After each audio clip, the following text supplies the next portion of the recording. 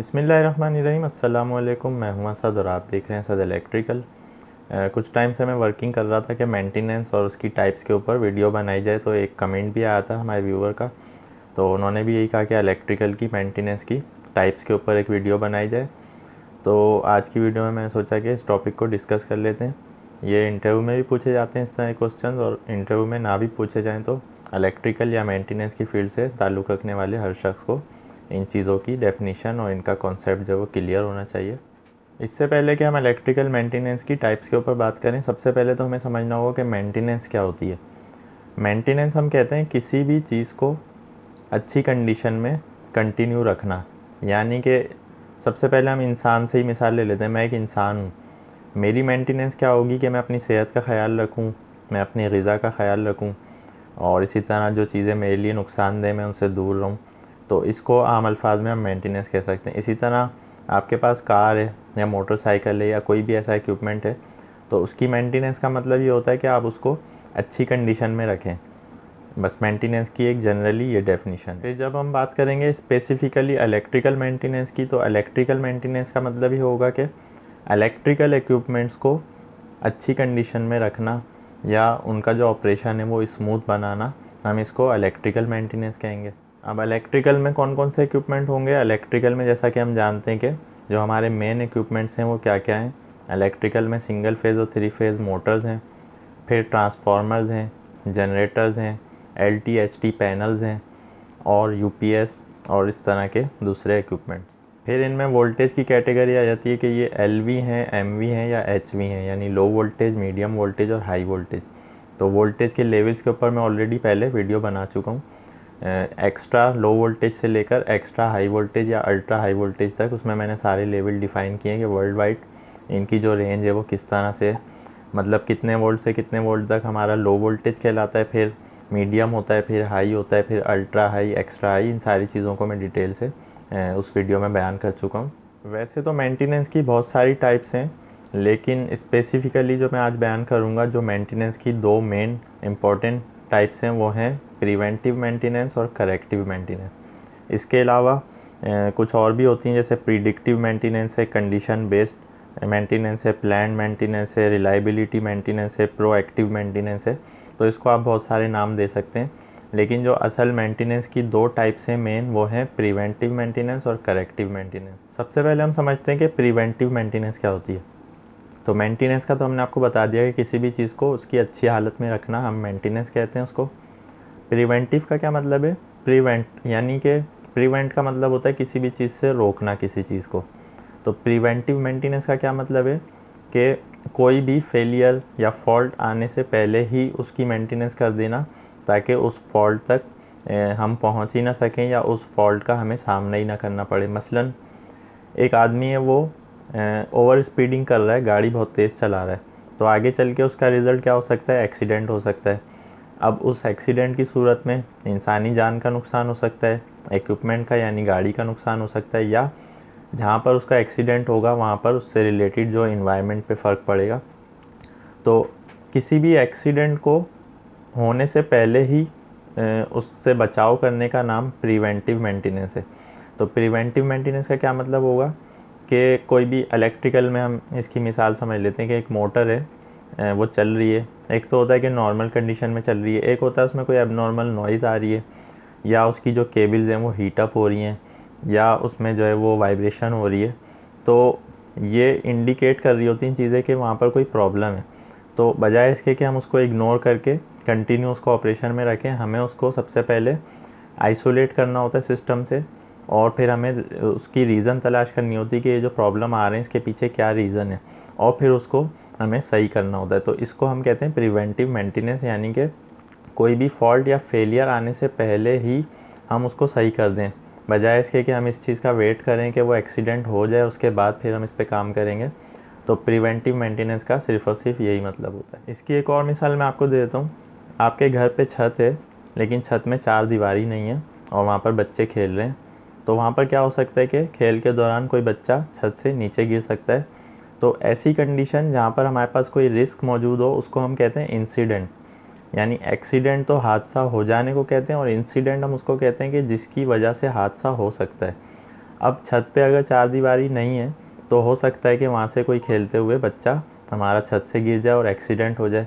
तो इस एक्सीडेंट से बचने के लिए हमें उस इंसिडेंट को ख़त्म करना होता है। यानी इंसिडेंट क्या है कि हमने चारदीवारी नहीं बनाई हुई, तो जब हम चारदीवारी बना देंगे तो वो इंसिडेंट वहाँ से ख़त्म हो जाएगा। तो जब इंसिडेंट ख़त्म हो जाएगा तो फिर एक्सीडेंट का चांस भी ख़त्म हो जाएगा। तो इसी को हम कहते हैं प्रिवेंटिव मेंटेनेंस, यानी कि हमने उस एक्सीडेंट को प्रिवेंट कर लिया चारदीवारी बनाकर, पहले ही, इससे पहले कि कोई हादसा या कोई एक्सीडेंट होता हमने उसको कवर कर लिया। तो बस इसी का नाम प्रिवेंटिव मेंटेनेंस है। अब नेक्स्ट क्वेश्चन ये है कि प्रिवेंटिव मेंटेनेंस करेगा कौन या कौन रिस्पॉन्सिबल होता है।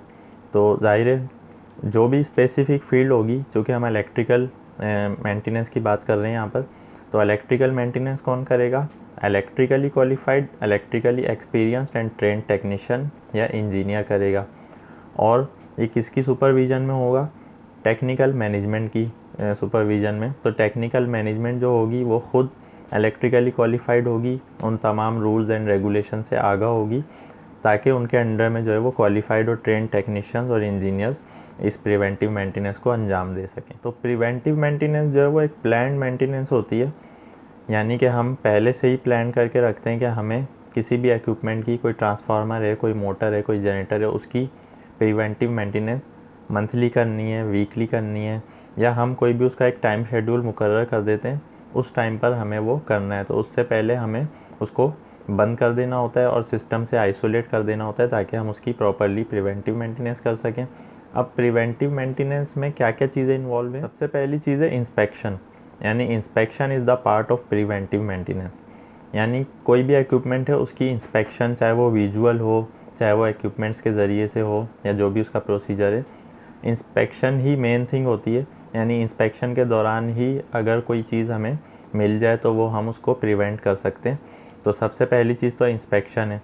दूसरी चीज़ है टेस्टिंग। टेस्टिंग जो है वो मैनुअली हो सकती है, मशीन्स के ज़रिए हो सकती है, इक्विपमेंट के हिसाब से। मसलन एक मोटर है, उसकी हमें वाइब्रेशन टेस्ट करनी है, तो हमारे पास उसके लिए वाइब्रेशन टूल का होना ज़रूरी है। एक जनरेटर है, हमें उसकी वाइंडिंग टेस्ट करनी है, तो उसके लिए हमारे पास मल्टीमीटर या मेगर का होना ज़रूरी है।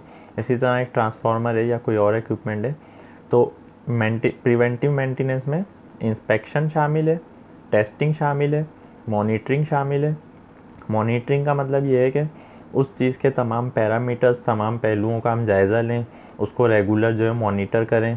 उसकी एक डेटा शीट होती है, उसमें हमें मसलन हर घंटे की हमें रीडिंग लेनी है, या हर घंटे हमें वहाँ का राउंड लगाना है, जाके देखना है कि ग्राउंड कंडीशंस क्या हैं, कोई ऐसी चीज़ तो नहीं है जो वहाँ पर उसके लिए नुकसानदेह हो सकती है।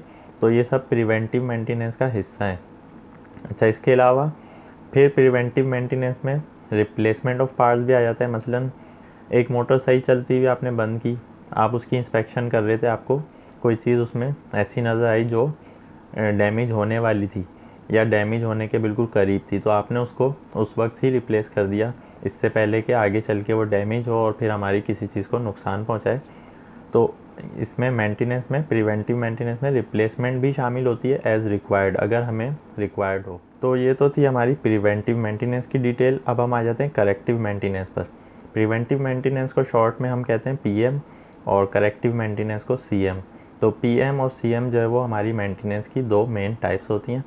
करेक्टिव मेंटेनेंस क्या है? प्रिवेंटिव मेंटेनेंस में हम उस चीज़ को फेलियर से बचा रहे थे, करेक्टिव में अब वो फेलियर ऑलरेडी हो चुका है, अब हमें उसको सही करना है, यानी करेक्ट करना है। तो इसीलिए इसका नाम हमने करेक्टिव मेंटेनेंस रखा है। करेक्टिव मेंटेनेंस कब होगी? जब एक्सीडेंट हो जाएगा, जब इक्विपमेंट में फेलियर आ जाएगा, उसके बाद फिर करेक्टिव मेंटेनेंस होगी। तो करेक्टिव मेंटेनेंस को किस तरह से हम रिड्यूस कर सकते हैं? नंबर ऑफ़ करेक्टिव मेंटेनेंस को हम प्रिवेंटिव मेंटेनेंस के ज़रिए से रिड्यूस कर सकते हैं। यानी अगर प्रॉपरली मेंटेनेंस हो एक इक्विपमेंट की, तो वहाँ पर बहुत कम चांस होते हैं कि उसमें करेक्टिव मेंटेनेंस की हमें ज़रूरत पड़े। मसलन एक ट्रांसफार्मर था, उसमें हमने ऑयल लेवल चेक नहीं किया, उसका ऑयल लेवल लो हो गया था, लीक हो गया था कहीं से। तो जब उसका ऑयल लेवल लो हो गया तो उसकी जो वाइंडिंग्स थी वो हीटअप होने लगी और आखिरकार वो जल गई।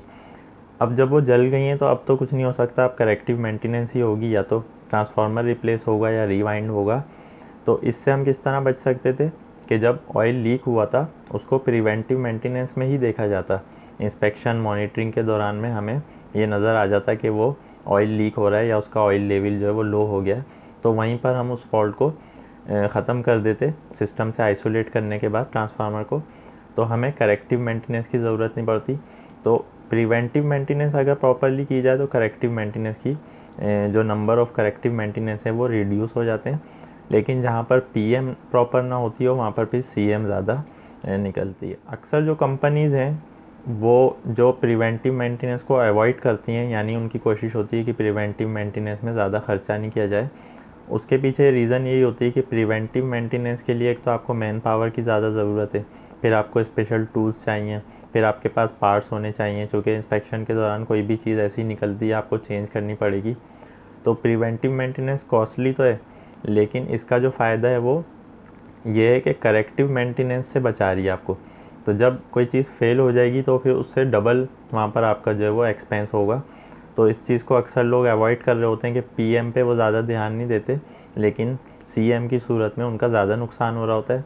अगर प्रॉपरली पीएम की जाए तो फिर सीएम से बचा जा सकता है। तो अगर हम देखें कि इलेक्ट्रिकल सिस्टम में, इलेक्ट्रिकल इक्विपमेंट्स में मेंटेनेंस में क्या क्या चीज़ें शामिल होंगी, इसको हम कैटेगरी वाइज देख लेते हैं। जनरेटर की प्रिवेंटिव मेंटेनेंस के ऊपर तो मैं ऑलरेडी वीडियो बना चुका हूँ, डीजल जनरेटर के प्रिवेंटिव मेंटेनेंस के ऊपर, आपको उसका जो लिंक है वो डिस्क्रिप्शन में मिल जाएगा। जनरेटर में क्या होता है कि ज़्यादातर इंजन साइड पे हमें मेंटेनेंस करनी होती है, मसलन उसका ऑयल चेंज करना है, उसके फ़िल्टर्स हैं चेंज होने या क्लीन होने, उसकी बेल्ट्स जो है वो टाइट होनी है, उसके जो बेरिंग्स हैं उन पर ग्रीसिंग होनी है, उसका जो एक्साइटर है या रेक्टिफायर या AVR है उनकी टेस्टिंग होनी है। तो जनरेटर में ये सारी चीज़ें शामिल हैं। मोटर्स में क्या मेन चीज़ें होती हैं, उसके बेरिंग्स के टेम्परेचर, उसकी वाइंडिंग्स के टेम्परेचर, उसके एम्पेयर्स के उसकी विद इन रेंज हैं या नहीं, और उसमें वाइब्रेशन या एबनॉर्मल नॉइज़ तो नहीं आ रही। इसी तरह ट्रांसफार्मर में हम देखते हैं वाइंडिंग्स को, ऑयल को, और इसी तरह उसके जो वोल्टेज हैं और एम्पेयर्स हैं हम उनको चेक करते हैं। और जो इलेक्ट्रिकल पैनल्स होते हैं उनमें डस्ट और कोरूजन और मॉइस्चर, इन चीज़ों से बचाया जाता है उनको, और हॉट वेदर से बचाया जाता है ताकि वहाँ पर जो हमारी केबल्स हैं वो हीट अप ना हों। तो इक्विपमेंट वाइज हर इक्विपमेंट की मेंटेनेंस का अलग प्रोसीजर होता है, ये एज़ पर मैनुअल या एज़ पर इंस्ट्रक्शन हमें करना होता है। मसलन एक लाइटिंग पैनल है, उसमें सिर्फ और सिर्फ रिले और कॉन्टेक्टर्स लगे हुए हैं। अब हमें उसकी मेंटेनेंस करनी है तो हम उसमें क्या चेक करेंगे कि कॉन्टेक्टर्स में से एबनॉर्मल आवाज़ तो नहीं आ रही, उसकी जो केबल्स हैं वो लूज़ तो नहीं है, उसके कनेक्शंस वहाँ पर कोई हीटअप तो नहीं हो रही, मेल्ट तो नहीं हो रही कोई केबल, या जो है कोई कॉन्टेक्टर उसकी रेंज से ज़्यादा तो नहीं उस पर लोड आया हुआ। तो मेंटेनेंस में ये सारी चीज़ें शामिल होती हैं। तो आखिर में हम देखेंगे प्रिवेंटिव मेंटेनेंस के बेनिफिट्स क्या हमें मिलते हैं अगर हम प्रॉपरली इसको अंजाम देंगे। तो हमारे इक्विपमेंट्स की एक तो लॉन्ग लाइफ होगी, यानी कि अगर एक इक्विपमेंट जिसकी प्रिवेंटिव मेंटेनेंस प्रॉपर नहीं की जा रही, उसके मुकाबले में दूसरा इक्विपमेंट है जिसकी हम preventive maintenance as per instruction कर रहे हैं, तो यकीनन जो जिसकी पीएम सही तरीके से की जा रही है ये ज़्यादा चलेगा, ना कि वो जिसको हम सही से उसकी पीएम पे फोकस नहीं कर रहे। दूसरा ये कि प्रिवेंटिव मेंटेनेंस जो है वो करेक्टिव मेंटेनेंस को कम कर देती है, जैसा कि हमने बताया। तो मेजर रिपेयर्स के नंबर्स को रिड्यूस कर देती है, यानी कि प्रिवेंटिव मेंटेनेंस में छोटे मोटे काम के ज़रिए से हम किसी बड़े काम से बच जाते हैं। तीसरा ये कि अनएक्सपेक्टेड फेलियर्स या शटडाउन से बच जाते हैं हम। अनएक्सपेक्टेड शटडाउन्स या फेलियर्स क्या होते हैं कि मसलन आधी रात को हमारी मोटर ट्रिप हो गई, अब उसमें कोई इक्विपमेंट फ़ेल हो गया, वो हमारे पास अवेलेबल नहीं है, तो हमें सफ़र करना पड़ेगा, हमें जो है वो हमारा लॉस होगा, प्रोडक्शन का भी लॉस होगा। तो अनएक्सपेक्टेड फेलियर्स और शटडाउन से बचने के लिए ही प्रिवेंटिव मेंटेनेंस की जाती है। तो फाइनली प्रिवेंटिव मेंटेनेंस जो है वो हमारे होल सिस्टम को एफिशिएंट बनाती है, मोर एफिशिएंट बनाती है, उसकी परफॉर्मेंस को ज़्यादा अच्छा करती है। तो इसीलिए अगर आपका ताल्लुक मेंटेनेंस की फ़ील्ड से, इलेक्ट्रिकल, मैकेनिकल या कोई और फील्ड, तो आपको प्रिवेंटिव मेंटेनेंस ऑफ इक्विपमेंट्स पे ज़्यादा फोकस रखना चाहिए। जितना आप प्रिवेंटिव मेंटेनेंस को बेहतर बनाएंगे उतना ही आप फेलियर से, अनएक्सपेक्टेड शटडाउन से, लॉस ऑफ इक्विपमेंट से और लॉस ऑफ प्रोडक्शन जैसी चीज़ों से बच सकेंगे। तो उम्मीद है कि आज की वीडियो में आपका ये कॉन्सेप्ट क्लियर हो गया होगा कि मेंटेनेंस किस तरह से होती है, मेंटेनेंस की जो मेन टाइप्स हैं वो क्या क्या हैं, इसके बेनिफिट्स क्या क्या हैं और इसको ना करने के नुकसान क्या क्या हैं। कोई भी आपका क्वेश्चन है, कन्फ्यूजन है, आप कमेंट में पूछ सकते हैं। इंशाल्लाह नेक्स्ट वीडियो में नए टॉपिक के साथ आएंगे। जब तक के लिए इजाज़त दीजिए। अल्लाह हाफ़िज़।